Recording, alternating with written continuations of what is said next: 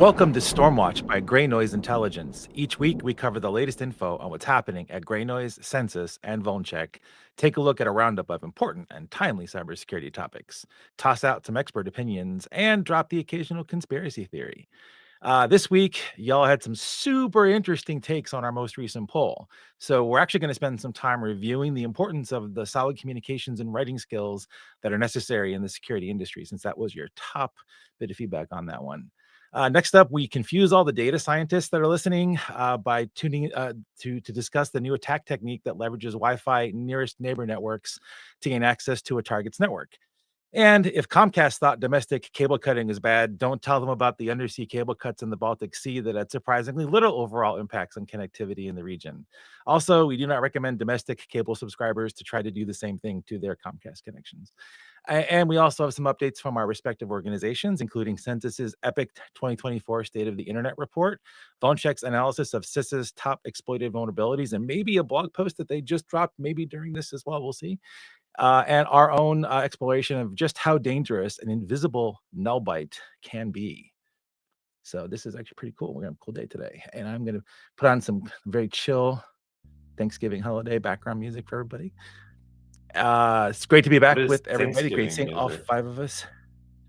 This is somebody named Ben Rector made the Thanksgiving song, and I actually have a licensed music copy of it that we're playing today. So it is what it is.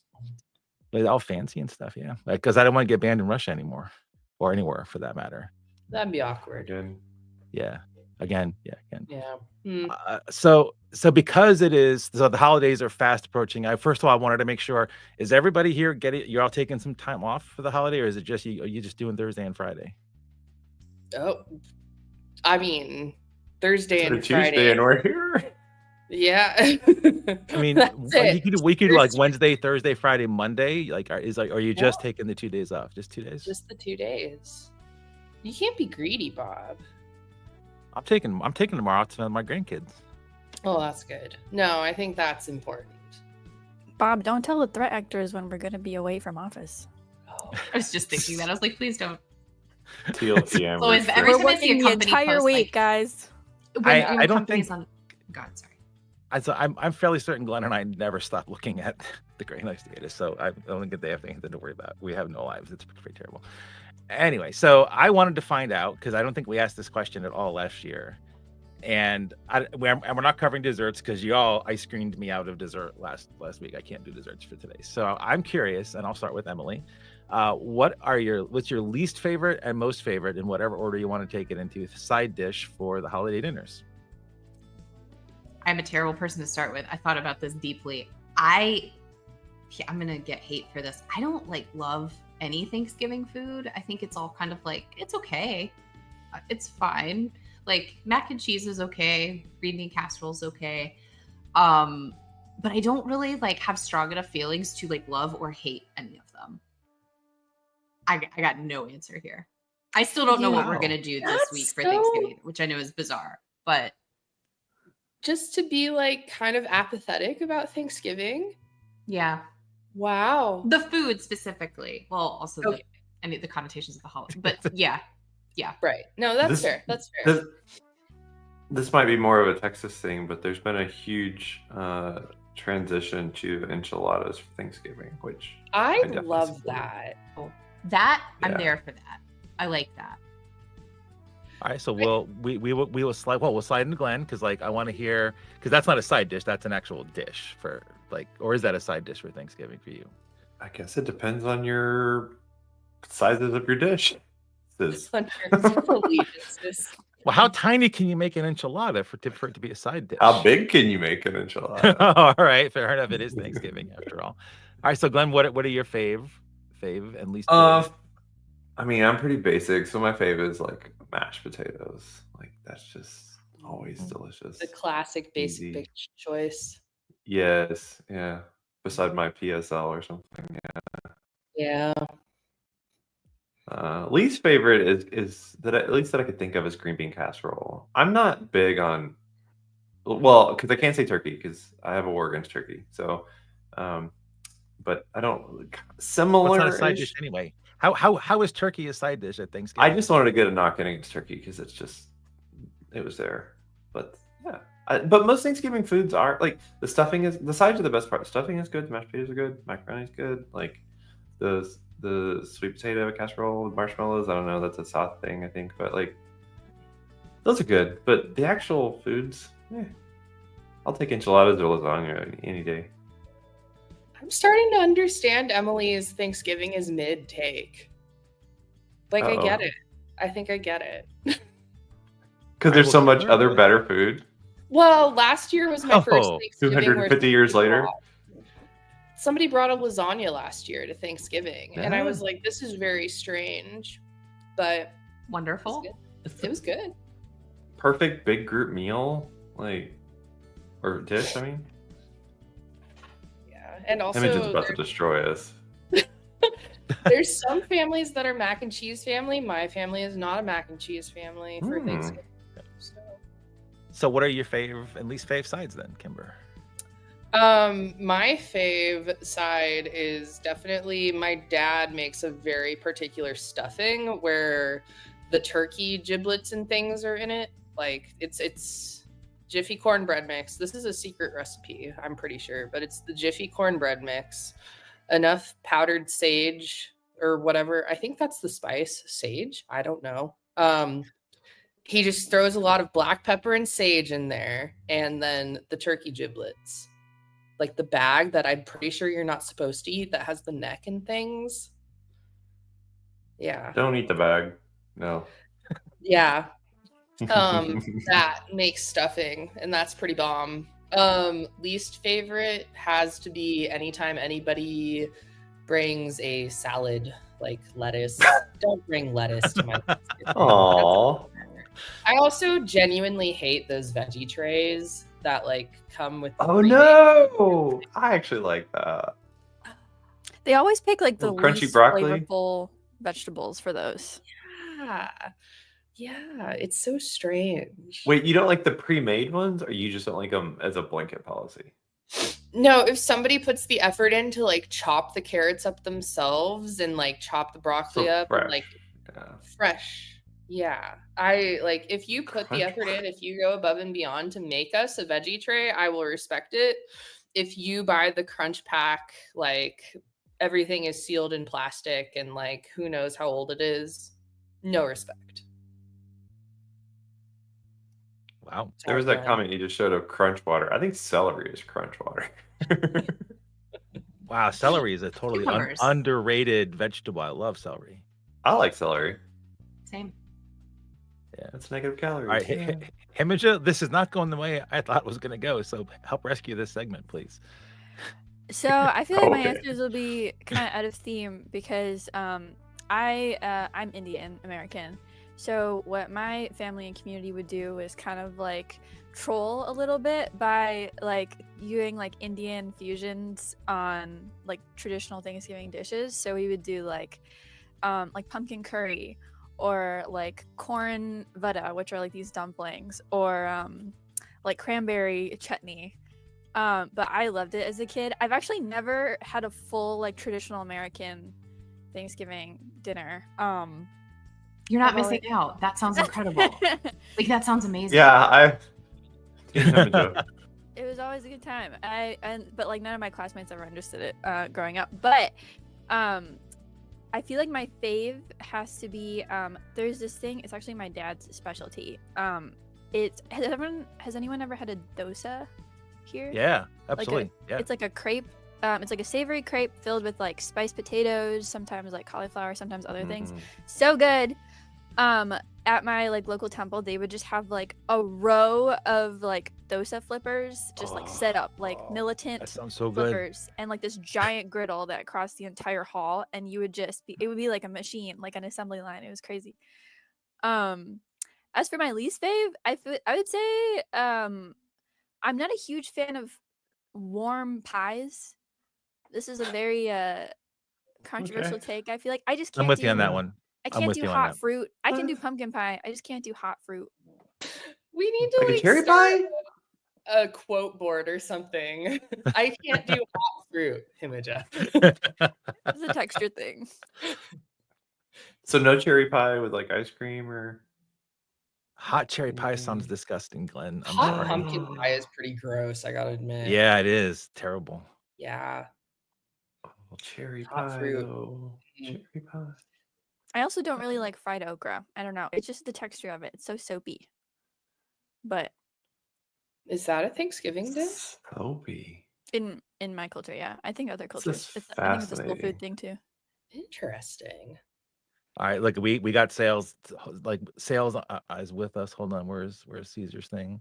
And the Wow, we got a lot. comments are I miss hitting. Yeah, they're flying away. CB with stands with everyone doesn't love warm pies because warm pies are just evil. Hate warm pies. Warm pies. Overwatch. What are your fave and least fave? Overwatch likes everything, not a side dish, but turkey. Again, we like joining with the Glen hate parade of turkey and honey baked ham versus that. Okay. Yes, we are turkey. also a honey baked ham family. Oh, Cool. heck yeah. Yeah, I'll Yeah. pay whatever they want for that. I don't care. It's Yeah. illegal, whatever they do to that ham. Mm. So good. I actually think Emily probably does think it should be illegal too, whatever. Not sponsored, but I will gladly take a coupon for honey baked ham. Wow. Okay. Just pay us in ham. Yes. Oh my god. How did we not talk about that? Yes. All right, so I will go, and it's a little unfair since I generally make the Thanksgiving dinner every year, but my fave is the stuffing for the side dish, because I just go all out on stuffing. It's very precise thing. It's got pancetta, it's got sage, it's got onion, it's got pine nuts, it's got all sorts of things, and it's just and I do actually make stock out of the bag, Glenn. So you shouldn't eat that stuff in the bag, but you can make stock out of it. That's not cool. My least fave, which is unfortunately something we have to have every year because someone that in my family that I actually have no choice but to be around every day, is Whoa. I know, but for this particular thing at least, likes the canned Ocean Spray cranberry sauce, and I Oh, yeah. find that cylinder blob to be one of the most offensive things on the planet. You know what our question should have been is who are you least looking forward to seeing on Thanksgiving? So we have solved that our fam solved that. We don't invite we don't go anywhere and don't invite anyone that would fit into that category. So like this year, all but one of the kids, because my oldest can't make it for work reasons. Normally would try to come, but can't make it. All the kids, all the grandkids, because if we invite anybody else from the extended family, it's not gonna be good. Wow. Yeah. Well, on that note, let's talk about the internet because the internet. Let's talk about our amazing subscribers and audience members and participants. As everyone knows, stormwatch.ing, go to greynoise.io/stormwatch, whatever. Get to us, like, subscribe, fill in all the forms. It really makes the Overwatch happy, and we don't want Overwatch to be upset with us, so please do that. And I just want to tell you the poll was great. I want to thank Jordan for this. Is not a time insignificant thing for Jordan, who does this for us. Has to go on all the platforms, has to figure out the polling on all the platforms, has to format it for all the platforms. Thank you so much, Jordan, for doing the work that you do, because there's Big no Jordan way I fan. would do that. And so which of these following things are the most undervalued skill in a modern security professional? So communications with non-tech leaders, incident report writing, OSINT, threat hunting, and she threw in mine where possible, sarcasm. I still think that should have been number one for all the platforms, but whatever. And it turned out that if you would go across all the platforms, the communications with non-tech leaders got 220 votes, followed closely by incident report writing. And we're having a great jam session about this yesterday, and I'm going to bring down my the thing to talk to folks here. So I have the privilege of being here with these four excellent communicators who have learned to communicate very well through their years in different ways for different audiences. And I wanted to talk to them about, first of all, like when you first started, what was your thoughts about comms? Did you ever think about comms? And maybe and then was there a thing that got you to care about them, and kind of what do you view about comms now? And I have some special questions just for Kimber in a minute, but I kind of want to start with Emily. So, when you first started doing this thing called cyber, how did you think about comms? Like, did you think about comms, or were you just focused on whatever your task at hand was? Yeah, I wouldn't say that it was something in particular that I thought a lot about. I did sort of come in through the incident response route. So, like, there's obviously communications pieces there. But in terms of like communicating with like tech leadership or non-tech leadership rather, it wasn't really something that I was thinking a lot about. I was still pretty junior at the time, and so didn't that wasn't necessarily something that fell to me. So I didn't have that experience for a few more years. So when you began to do more with comms or began realizing comms is more essential, what were some approaches you took? So did your schooling or extracurricular activities prepare you for those comms, or did you have to do some extra education or extra learning tutorials, whatever, to do that, or did you just comms and comms again until you kind of got it right? Yeah, I kind of think it was a little bit of the latter. So the real time where I first remember this being a thing for me was when I was sort of in this IR role. I also did a lot of like anti-abuse, sort of trust and safety type stuff. And our platform was being abused, which is obviously not the same as like somebody dumping a database or like stealing PII or whatever, but still a problem, right? Like you don't want that reputational harm to come to your company. You don't want to be a tool that's used in the cybercrime ecosystem. You don't want to be associated with that.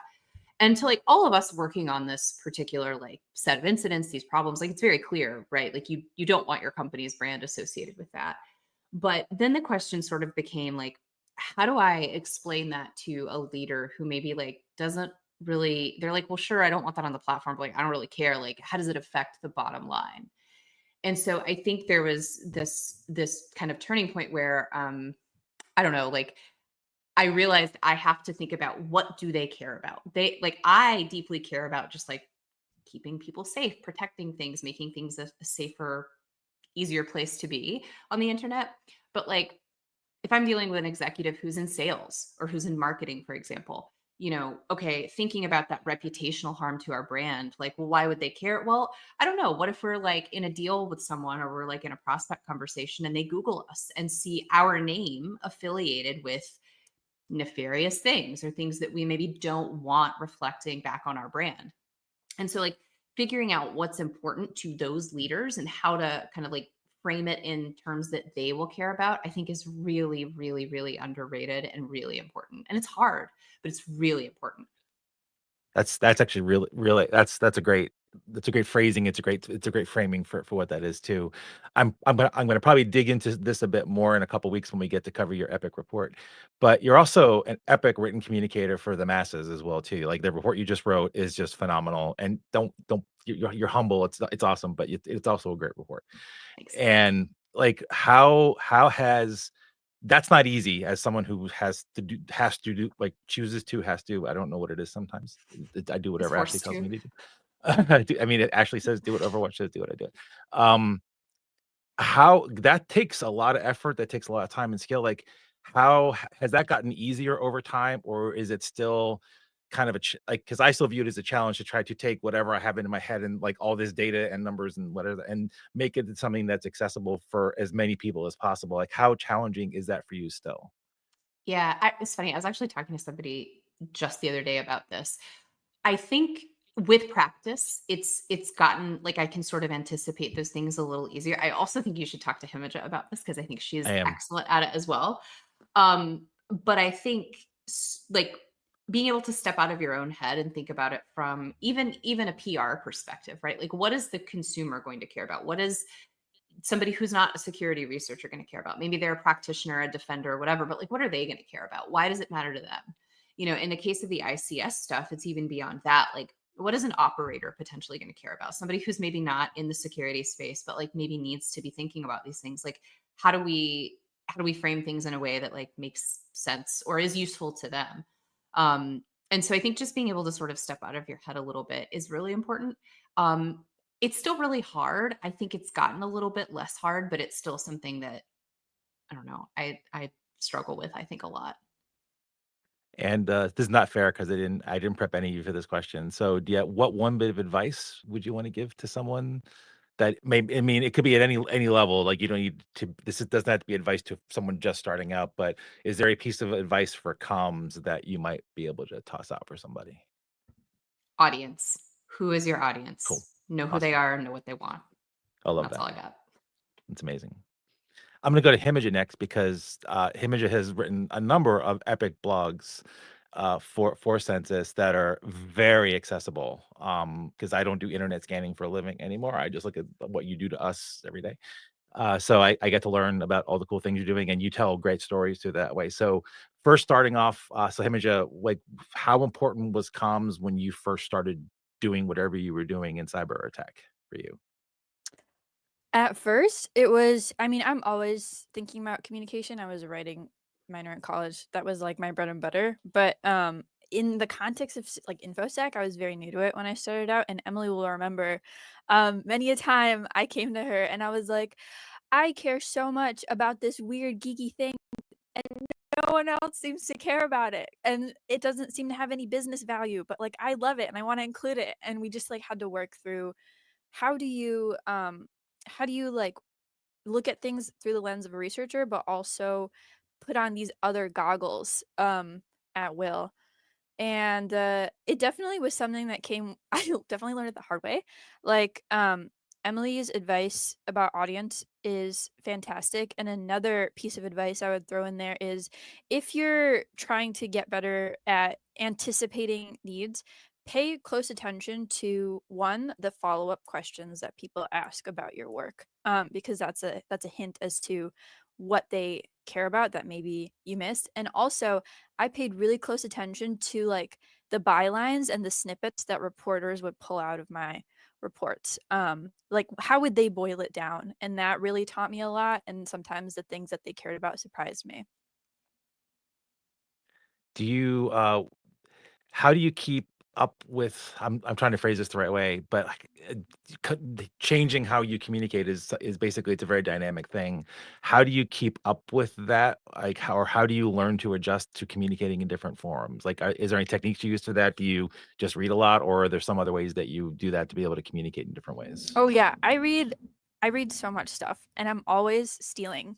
I think all good art is just a bunch of stuff stolen from a bunch of different places. Not saying Borrowing maybe. borrowing, yeah, I'm always like if I read somebody else's blog and I'm like, "Oh, I love the way that they presented that in that graph. I'll try it in my next like rapid response advisory." Or a lot of times I will again like I'll act on feedback or something that I have started doing is trying to like for everything I write, I think about my audience as different attention spans.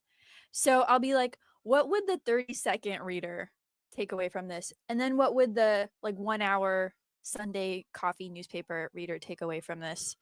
And that has really helped because I think the hardest part, like once you know your audience, what if your audience is like the entire world? And it's like 5 different like reporters and CISOs and like practitioners, which a lot of times they are for rapid response advisories. You're not going to make everybody happy, but everybody should get some little nugget or tidbit from it. And I'm never like married to a certain way of framing information, and I'm always trying to make it shorter because I think a lot of times we say things in too many words. Wow, that's really good. That's amazing. And yes, you do read a ton. I thought I read a ton until I met you. You read a ton. So I want to go to Kimber next because I've had the privilege of working with Kimber at GreyNoise and seeing the technical writing, knowing that Kimber's been in a position to do response and have to communicate inside organizations, and also seeing Kimber talk to customers as well too. Mhm. So your journey is fascinating, Kimber, and I'm curious when you first started doing this again, how important was comms to you, or was like just focusing on the tech part really more important? I one of the I had like 5 stories pop in my head at once. But when I was starting out doing more help desk related things, I guess. Working help desk, oh my gosh, you have to figure out how to communicate with so many different people. And I worked for a university, so it was like I could be communicating with someone who was 18 and extremely familiar with computers, or I could be communicating with someone who was 85 and just getting introduced to the concept of computers because they had to. So I think like that was probably the start. And then there was a project that I worked on where this was at a different job where it was a retail organization, and we had to instruct the store managers how to rip and replace the firewall at their store. And it was the most like huge project because there were, gosh, I don't know, upwards of 50 stores, and we pre-programmed these little checkpoint firewalls. It was a masterful project. I'm honestly really proud of it, but also what I'm really proud of is being able to teach everyone on the team how to switch up their communication styles depending upon who they were talking to.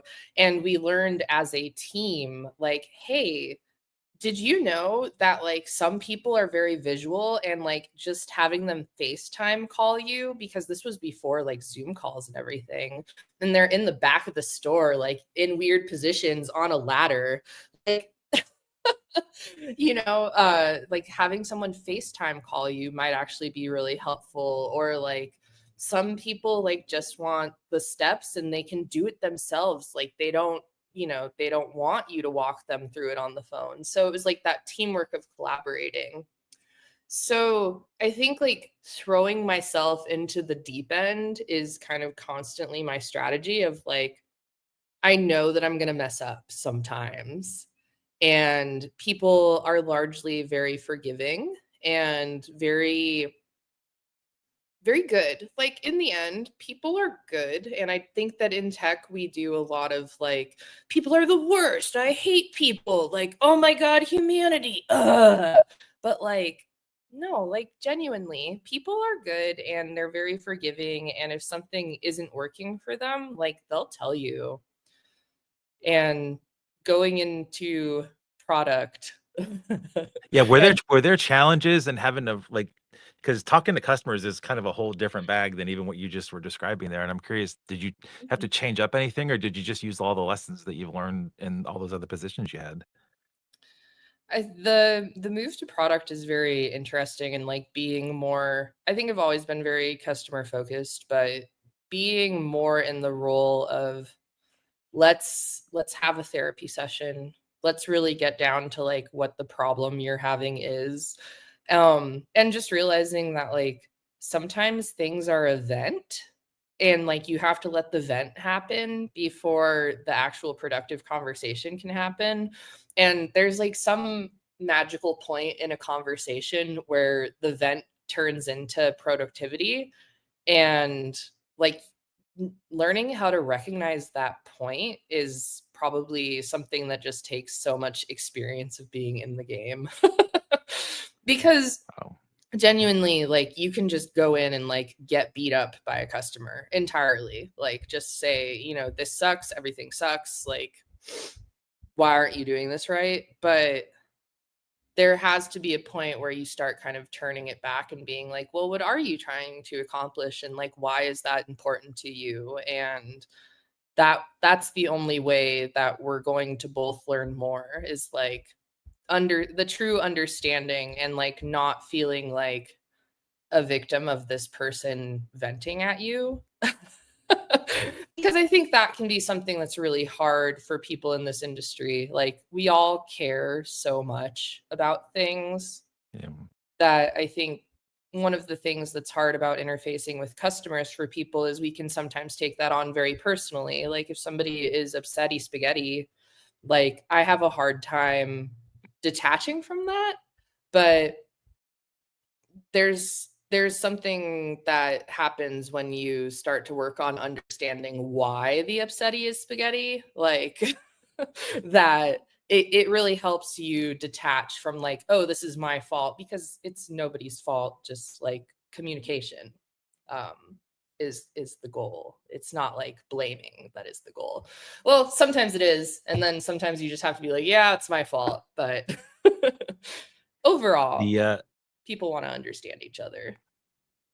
Actually, that's a great framing too, because I don't think like it's easy to go into a situation not thinking that, or not having that as being one of the things paramount in your head. And I think for the most part, for the vast majority of humans, at least 49% in the US, that actually does hold. So, the one thing for advice for you, I was hoping, is you work a lot with community members, a lot of junior community members too, and a lot of those are still focused on the tech things, or might be in positions that don't really afford a lot of opportunity to communicate. Do you have some advice for those folks on how to develop communication skills, even though if they may not have that as part of their daily job?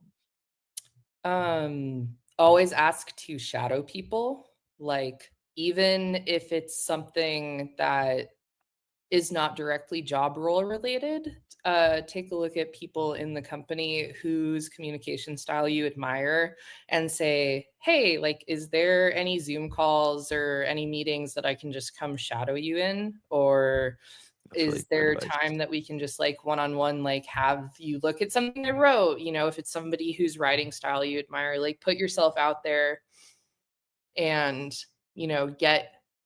get the experience, even if it's by osmosis. I That's think awesome.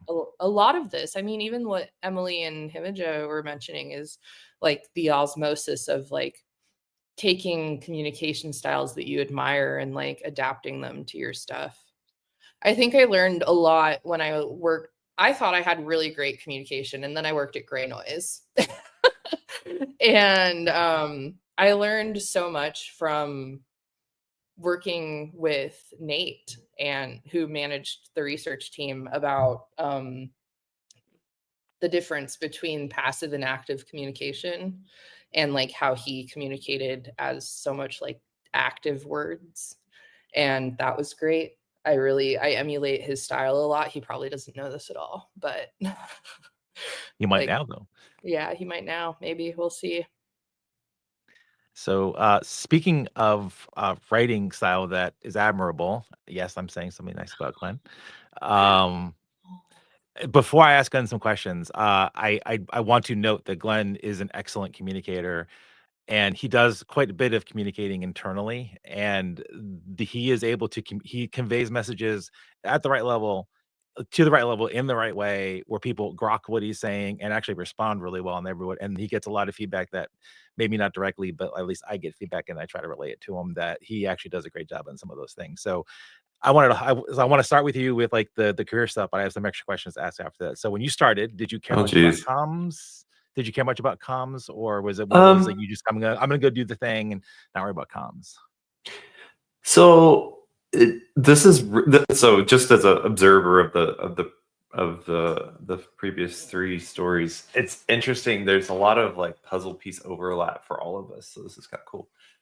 Um, the very first for me, the very first spark that communications might be interesting and important to what I want to do in life was actually through a tech writing class in college.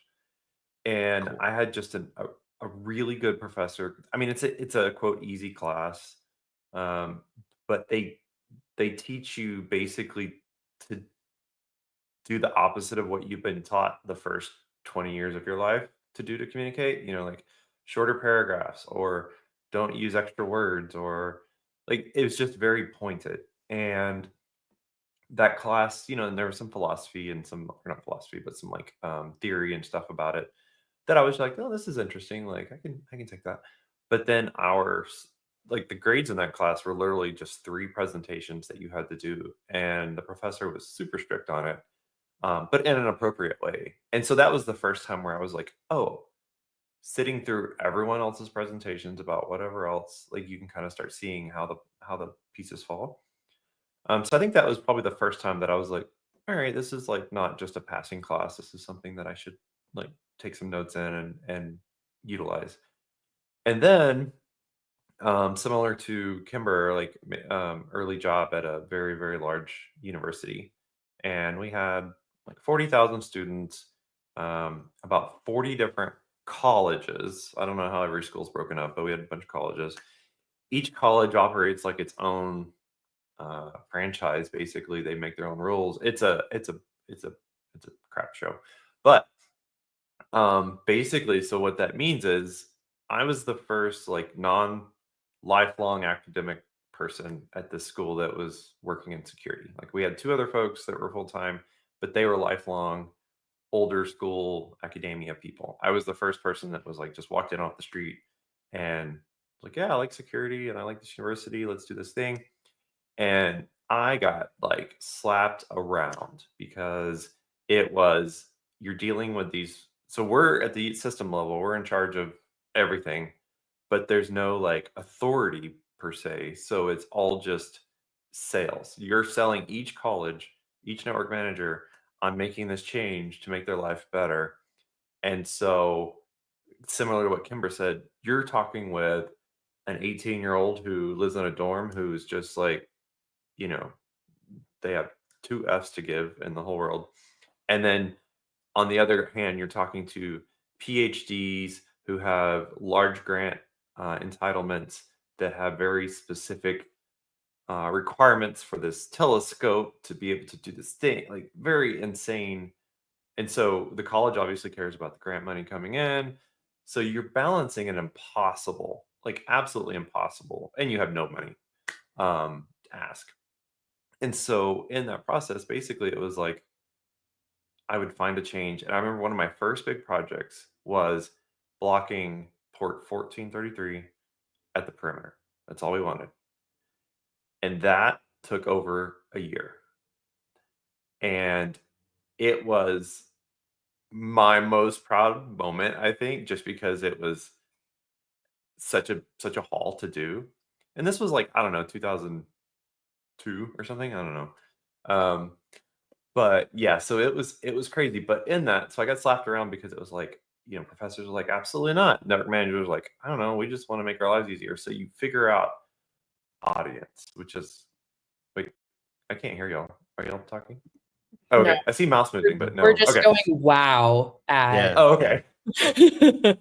So, so yeah, like you go through, we've heard the word audience from everyone, and that's where it's like, okay, I got to tailor this to the PhD person. Like, how can they do their job but be more secure, and why does it matter?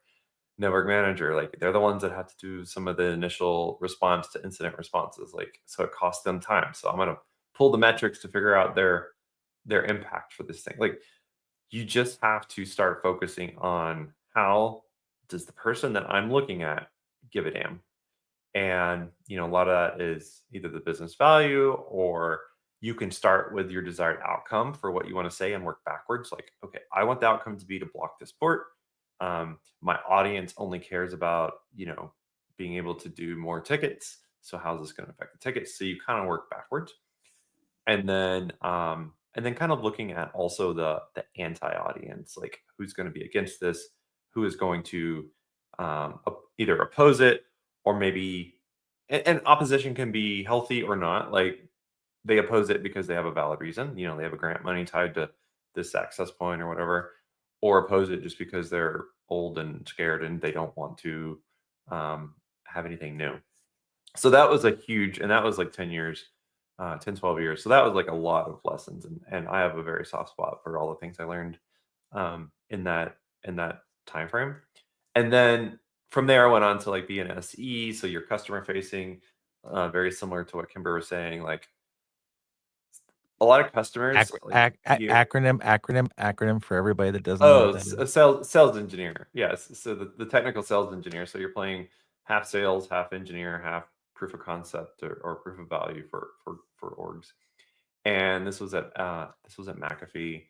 And it's so true about these customers. So many customers are dealing with their team or their company's problems, and then they just don't get to talk to anyone outside of their bubble very often. So the first half of your meetings are straight up therapy. Like they're just like venting about this or that, and it's quasi related to your product, but it's also quasi related to them just talking to someone that they can have like consequence free word sharing with, essentially.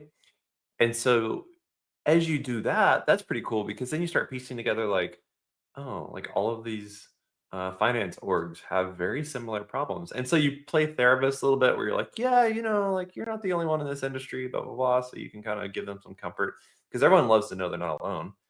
And then you also start to, as Kimber said, you have to give them that space, and then you kind of pull it over to like, all right, so what would make this easier for you? What are you looking for? What is it not doing or whatever? So there's just a lot of like, it has to be intentional, and you have to spend some extra cycles on it. Like it can't just be an. I don't think anyone's accidentally a decent communicator. Like you have to put in at least a little bit of thought I to really do like that. that. Like, yeah, that's the way you just phrased that. I think is pretty amazing because yeah, no, you can't just fall into this. I don't care who you are. Yeah. You have to be deliberate in it. Well, So so go ahead. Go. yeah, I was going to say, do you think it's just like learning how to have emotional intelligence in the workplace is what makes somebody a good communicator? I think that or being a good listener is a common thread I saw across Kimber, your story and Active Glenn's listening. stories. Active listening, which I can also translate to having a high kind of emotional sensitivity. But yeah, I think it's kind of a counterintuitive idea that to be a good communicator, you first have to be really good at listening to people. Wow. So the Yeah, one I would thing I agree with that. was the one thing I wanted to specifically ask you, and just to give this is going to shed some light on what Glenn does or doesn't do every day at work. The On any given day, Glenn has to do a number of different things, and I'm only picking on Glenn because I don't know what everybody else's day here looks like, but I do know what Glenn's day looks like. And any given day, he might have to be trying to figure out how to coax people through a stand up to make sure that the humans understand what's going on, to be empathetic towards the humans, and hopefully like maybe move us all forward safety wise on the internet because of what our amazing humans do at GreyNoise. He might have to write a budget proposal for what we want to do for next year and defend it with like actual words that people are going to be able to understand. He communicates to senior management about gnarly topics in a respectful but pretty straightforward way. I mean, it's just forceful sometimes, but like in a good way. Always with all these things will always have good outcomes as well too. He will often blog. Thankfully, with Noah, he and I do not have to blog nearly as much as we used to. Thank you, Noah. Thank you, Ashley. He will also have to help write reports, but he also has to write up recommendations for raises and promotions every year. There's a diverse array of communication types that you have to do in any given day, in any given week at GreyNoise. And I was wondering if you Now I'm had any tired. advice for folks. Yeah, you should be. I think that's the word for all of us right now. Do you do anything in particular to because and sometimes you have to want all those in a day. Like there's actually been days that you've actually had to do kind of all Yeah. those during your day. How do you shift between those things, or do you have a mental process you go through to set yourself in for that particular engagement environment? I think it's pretty much the it's intentional, but I think it's what I said earlier about like, all right, kind of wipe the dry erase board, your mental dry erase board clean, um, for this task. What is the outcome I want? Like if it's budget requests, like okay, here's why. Think of the audience, obviously like we pass that information up. I know there's a limited bucket, so you have to adjust. So I think it's kind of just starting with your desired outcome and then taking steps backwards from that, outcome, audience, anti-audience. And then you want to be, there's the saying that's like unclear is unkind or something like that.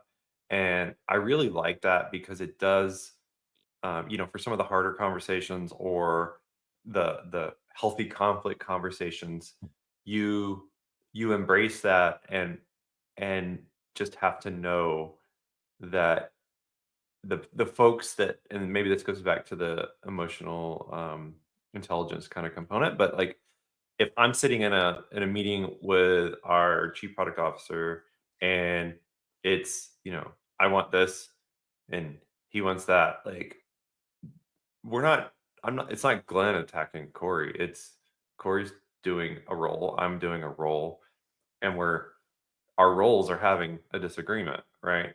But then a decision is made, whoever's decision that comes to, and then you move on, right? Like it's the ability to understand that in the professional world, at least, everyone may have a different personal view and a different uh, role view. I don't know what you want to call that.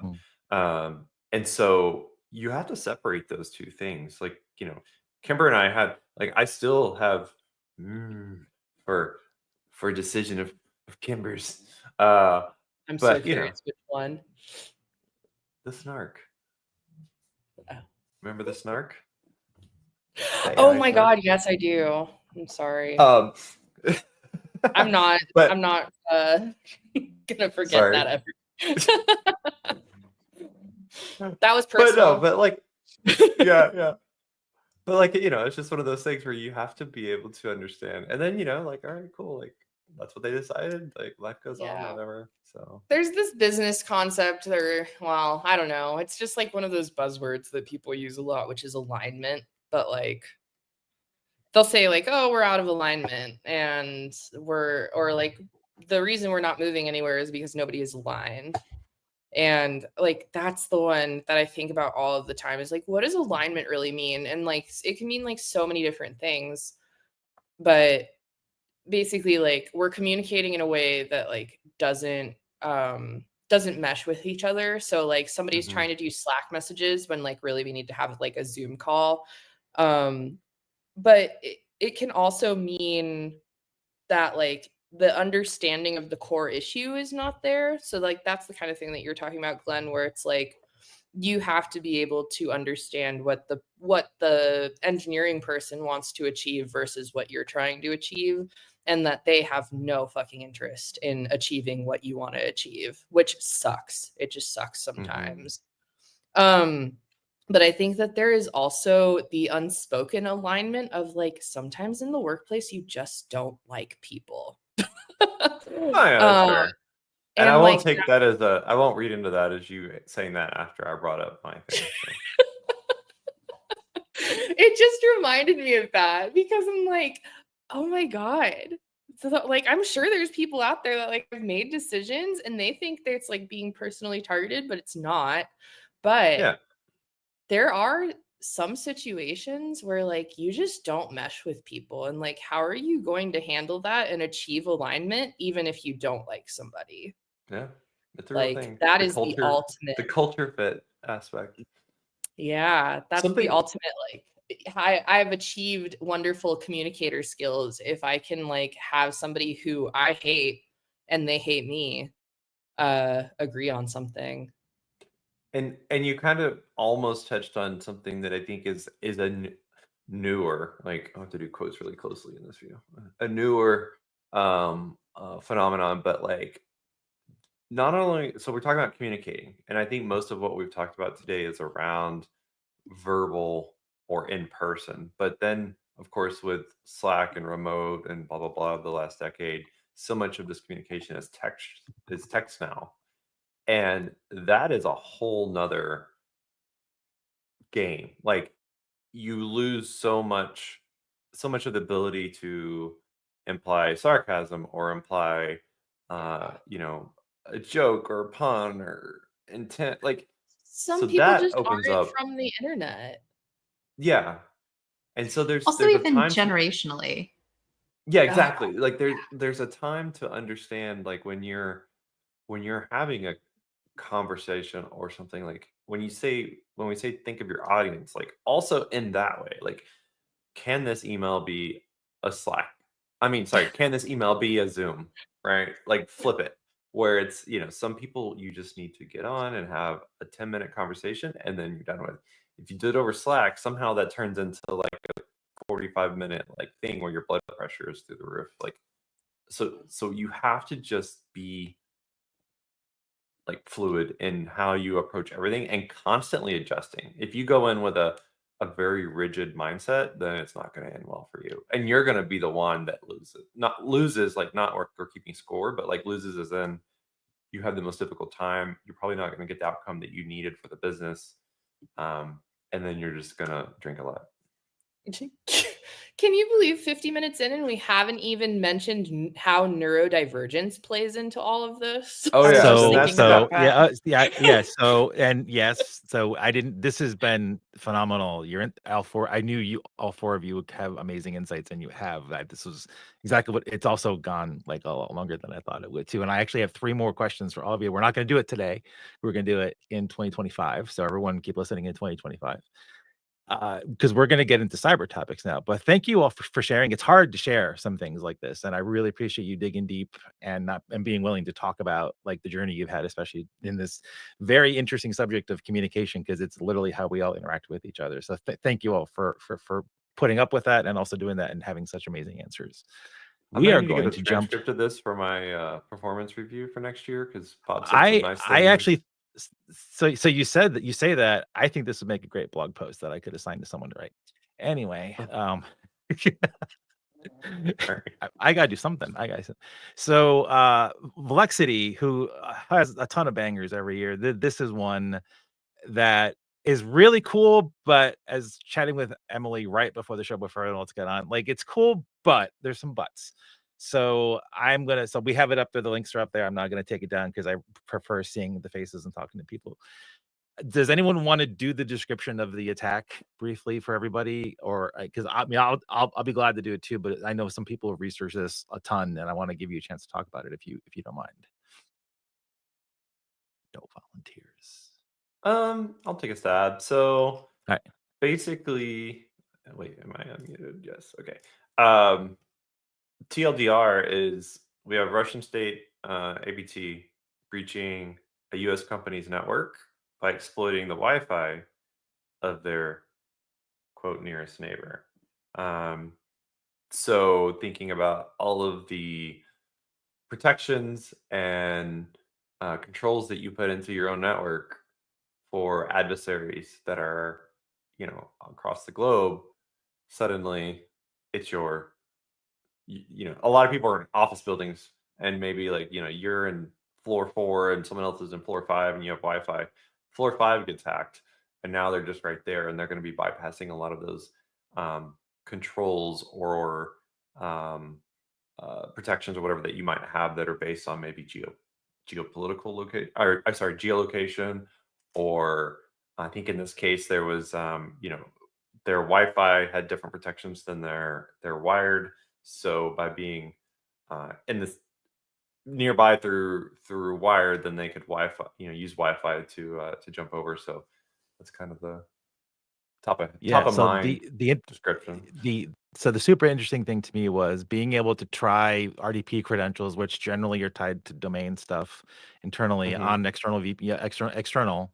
Uh, good on company A. I think the ultimate target was company A in Valexia's report, right? So company A, good on them. There was SSL VPN or whatever VPN they used was two-factor. Good, yay, two-factor Yeah, authentication. we live multi-factor.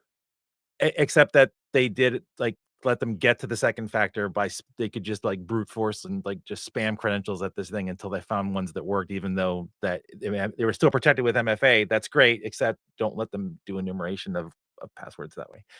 Then they hoped that the internal Wi-Fi network would use the same domain credentials, which most enterprises do when they hook those things together. And most enterprises don't treat Wi-Fi as a hostile internal Wi-Fi as a hostile network. And I was sharing with Emily back in the day at J&J when I worked like what seems like eons ago. No one loved us for this, but we treated the Wi-Fi network as a hostile network, and you needed to have multi-factor credentials to get into the network on Wi-Fi, just like you would with VPN back in the day. And by not doing that, like you could use those credentials to then go around the network and get into there. And they basically hacked a company B, and they actually hacked in one case company C to get to company B to get to company A through the adjacent Wi-Fi network. I think it's a super clever. I hate saying nice things about adversaries, but it's super clever attack, and it is exploiting a configuration I would call flaw. And please read the details of the report because Velexity, I mean, they took a lot of time to communicate in great detail all of the things they did to triage this, and it's a phenomenal read. And you're going to learn a lot by actually how they did forensics on this, and also maybe learn a lot how to have forensic points where you can collect data so you can actually do your own forensics the way they did. But Emily, like you were saying, okay, great, yeah, it's neat and everything, but so what are some of the buts? Oh no, I'm going to sound like a hater. No, I think it's fascinating. I think these are the types of things that when people think of InfoSec or security, this is the type of stuff that they think about, like the spy movie stuff. Like this is really cool, right? Like it's sort of a wild attack and how they actually, like the nearest neighbor naming is kind of interesting, but using a neighboring building or neighboring company's Wi-Fi to like this is just super interesting. But the thing that I sort of worry about is I'm just imagining like next week or maybe even this week, security leaders coming in and telling their teams like, oh, make sure this can't happen to us. Like, make sure that we're not going to be, victimized by something like this. When in reality, they have like tons of end of life software or edge devices that need to be protected or need to be thrown out the window. And they're going to kind of like maybe ignore those for the fact that like we need to like really lock down Wi-Fi. Like, I hope that's not what happens. But I worry that like with all of these big sort of like celebrity, really cool kind of incidents or attacks, I think sometimes they unnecessarily divert security teams' attention to them when in reality there's still a huge backlog of just like more boring stuff that teams need to take care of. I mean, that's the same for any, right? Like any Yeah. APT O day, yada yada, like focused on something highly specific, and meanwhile you have 13 Netgears that have default creds on them just sitting on your network, and you're not. You know what I mean? Like, yeah. Or well, here's the other thing that I think is probably going to happen. We're going to get all these advisors like, oh, don't use Wi-Fi. Wi-Fi is not safe. Don't use the Wi-Fi. Like, stay off the Wi-Fi. And it's like, oh no, don't do that. Don't go that route. I hope we don't. I think that will never be a thing in a company. I can't see them getting rid of Wi-Fi. I mean, surely but I am not, curious but like, I'm curious what your thoughts are about. So that this was neat. It was hacking a company to get to another company in proximity to the company. So so you all work in office buildings, right? You all work in an office building? Oh, you work from home like I do. How many of you have neighbors? So many neighbors. And how good is your Wi-Fi setup from this? It's pretty piss poor. Mine is too. I will freely admit it. Mine's pretty poor too. So how are we going to? You live in the middle of the forest. Yeah, but except like if you were to get close in a car, do the owls have Wi-Fi? Things. Actually, yes. We're pretty high tech in Maine. So, I'm curious. Are we going to start seeing? So now that this is out, and now that the sophisticated actors have this technique has been revealed, all of the has-beens, all like the second tier, fourth tier, whatever ones, now they know this. It's not a whole lot of work to go figure out. Like there's some neighbors that you can just reach my Wi-Fi from them, like and get on there. And if you wanted to do an attack against it to break through the like the password to get on here, or maybe get onto the IoT network to get, you're not going to get far if you go on my IoT network to get through, but you could get to my network if you really tried. And how is are we going to start seeing this be a thing where like our neighbors are going to be getting attacked to try to, because we all work for very good security companies that do very mission critical things across the internet. This has been a thing for such a long time. Like stealing your neighbor's Wi-Fi, quote unquote stealing, has been a thing for a very long time. Like we've all. Right, but what I'm talking is having someone do research about the folks that live just far enough away to get, or just close enough to get to me, phishing them to get onto their network, to then get to my network, to then get close enough. It's like a repeater or something. Yeah, like so are we going to see this? Are we going to see this weaponized for commodity use against work from home employees? No. So okay, hear me out. I don't think, generally speaking, 99.99% of the time, no. However, if you are like a very important target to someone, if you are, I don't know, someone that has a lot of people who might want person to of target. Interest. Person of it, yeah. I was like, or wait, hold on, or two excellent researchers for internets that what's on the internet. One excellent researcher for vulnerabilities, and one okay researcher for what's coming at the internet.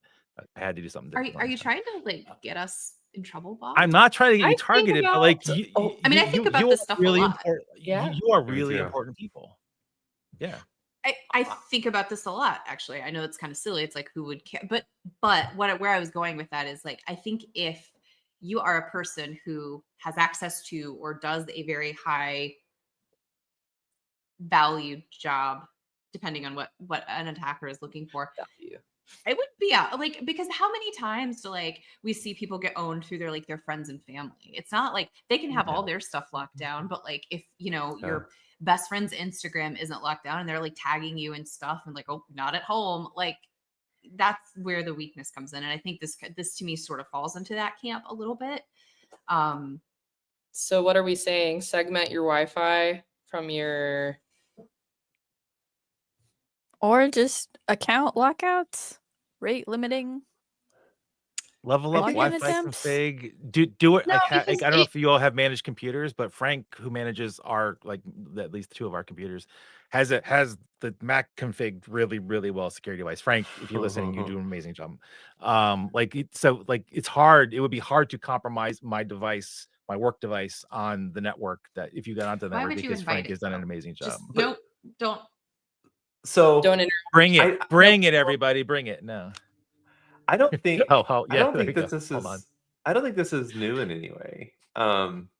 As far as even like, I think that folks that are of interest to a threat actor, this is not a new revelation. There's nothing new in this. I think this is new This because is it's been a long time already my since we've had threat model. But that's kind this. of what I'm getting at, right? Is like, I don't necessarily, I mean, yes, it's fascinating to see it being used in this way. And like the write up is excellent, but like, It's a great, yeah. it's a great write up. It's a great reminder of these things. For most folks, this is kind of like just I've had an insane neighbor issue, and this was actually a thing to think about for this person. Was like, can I lower my power on the antenna to like make it like, at least you have to be like a little closer to me, whatever. So um but it was a good read. It's a cool thing. It's like a Trojan horse repeater Wi-Fi thing, you know. There's one of the headlines from, or not the headlines from the article, but like the headings from "Trust no one, especially your neighbor." Just A little maybe, hyperbolic. Just yeah, just just just just a a little little. hyperbolic. Just a little. Just educate yourself about Wi-Fi. Yeah.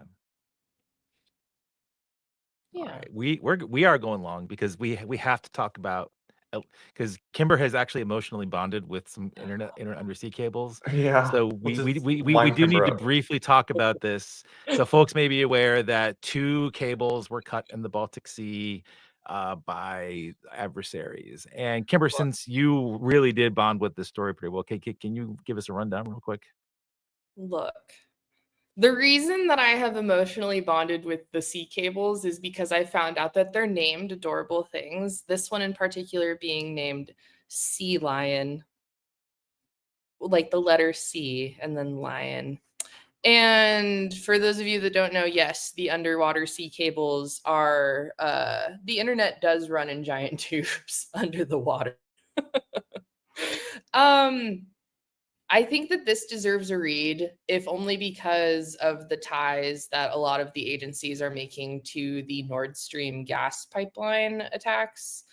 And internet is a utility, and these important utilities, one would think like, hey, these massive tubes carrying the connection, carrying the signal, surely if you blew these up or cut them, something would happen. But no, the magic of BGP saves us all. So you would have to, I'm just fast forwarding to my hot take here, which is if you really wanted to do some damage, you would have to sever so many undersea cables all at once to make something happen. I mean, this was just one in the Baltic Sea, which is way up there and is a very particular sea, but it's not like the Pacific Ocean. So I Or don't know. Go ahead. you can also do it. Really just depends on the landscape, right? Because I remember reading something about China doing this, or allegedly doing something to to Taiwan because there are only 2 cables that go to Taiwan. So really, it's like, strategically, this did not make a ton of sense if they wanted to do impact. But something I learned is that the cables are severed all the time. Yeah, Sharks, constantly. Just things fish nomming or on them. people. Big boats. The thing that I learned was that these are fixed. Like most internet sea cable cuts are fixed within 15 days, which is mine, and like 5 to 15. But so it probably even happens a lot quicker than 15. But that's amazing to me because these aren't in really great conditions. Like you have to have special equipment and it's You have to be amazing that dive there's the whole group of trained. people. Yeah, it's amazing. So Yeah, it's we're fascinating. gonna have we're gonna have a bunch of links in the show notes for this one because Ripe did a great analysis. Some other folks did some great analysis and talk about latency and how this really did nothing. So, China for not doing a great job. We're gonna cover this in 2 weeks because Censys is not gonna be with us next week, so we're not gonna cover it next week. But I want to do a deep dive on this in 2 weeks. Can one of you two give us a brief overview of what your new, cool, awesome state of the internet report is? Sure. Yeah. So high level, I'll keep this short.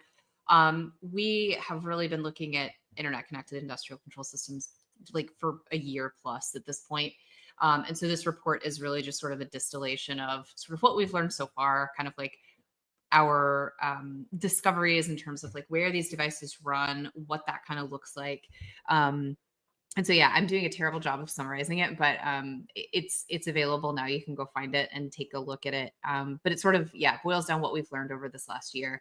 We're still investigating. We're still looking at things, but kind of breaking down sort of ICS service exposure. We're looking at human machine interface exposure because those two are interestingly different. But yeah, we get into all of that and a little bit more in the report. We have Read any it. webinars to look forward to? Is there webinars coming for this one too, hopefully? There is a webinar. I believe it will be, I want to say the second week of December. Don't quote me So on if they that. just go to the link that we posted, they should be able to find out about that. I think so. Awesome. Yeah.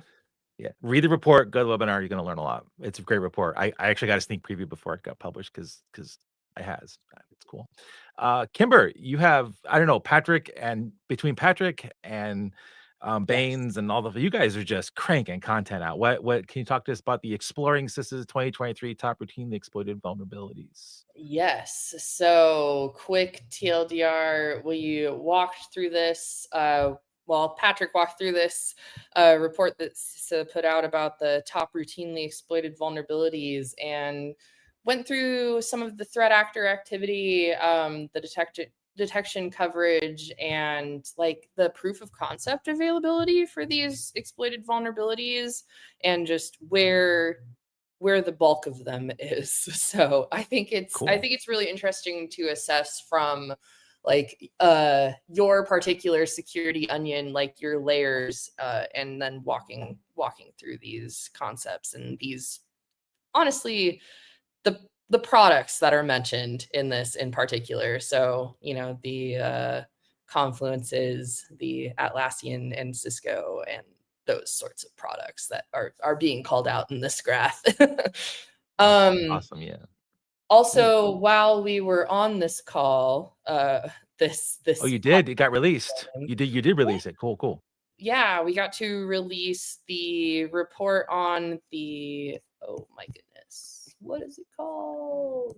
The CVE 2024 11680 project. Yeah. So the interesting thing about this is not only are we the CNA, but we're also the first observer of exploitation in the wild, I guess. So projects send open source file sharing software, and there's about 4,000 of them internet facing, according to what we can see on Censys. So good walkthrough on a thing that nobody was looking at, but for some reason there's Metasploit modules and nuclei templates. So, more file sharing, more stupid file. Yeah, so little file sharing things. I'm very curious to know what kind of government agencies use this one. Yeah, I don't. It better not be Maine because I don't want to have another thing anyway. Glenn, Ron did yet another banger of a blog. Could you give a quick description of it? Yeah, Ron, I'm a little worried that maybe he's getting obsessed with broken exploits on the web, but going from someone who's written so many exploits to someone now who works at a company that sees them being thrown around, he has some personal interest in them. But yeah, so we're doing some. He's working on one thing, got distracted, went down a rabbit hole, and was troubleshooting a detection. And turns out, like, no, it was correct. It's just everyone's using the wrong exploit that was copy and pasted with an extra character in there, and it breaks the whole thing. So um, it's just kind of it's just a fun read. A lot of his reads lately have been a little bit more lighter in that note, which I think is appreciated by the community and gets good feedback. So definitely check it out. Yeah, definitely. Well, thank you. It was great having all 5 of us at the same time. It was cool to do that. And I hope you all get the 2 days at least rest that you're taking off. You get a lot of rest between that and the weekend, because we're not done with the year yet, and who knows what cyber stuff is gonna come our way. I'm not jinxing it. I'm not jinxing it. It's just the truth. Stop. Okay. All right. All right. So that's all for this stormy episode, folks. Remember to secure those Wi-Fi networks before your neighbors get too friendly. Keep an eye on those undersea cables if you're cruising the Baltic, and maybe spend less time hunting threats and more time PowerPointing. Until next time, keep watching the cyber storms with us here at Stormwatch. Stay safe, stay vigilant, and don't forget to wave at those suspicious-looking boats. Happy Thanksgiving, everybody. Bye.